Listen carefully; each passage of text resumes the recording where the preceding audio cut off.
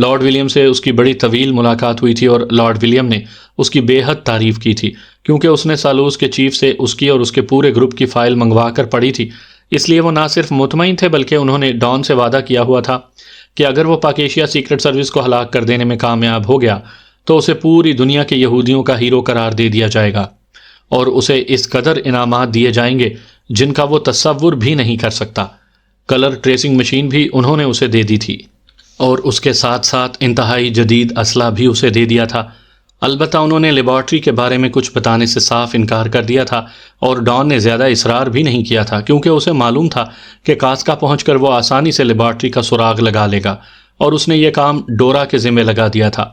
ابھی تک نہ کسی مشکوک آدمی یا گروپ کے بارے میں کوئی رپورٹ ملی تھی اور نہ ہی دونوں مشینوں کے آپریٹرز کی طرف سے کوئی اطلاع آئی تھی۔ انہوں نے 10 افراد کو چیک کیا، لیکن یہ پاک ایشیائی نہیں تھے بلکہ ایشیا کے دیگر ممالک سے ان کا تعلق تھا۔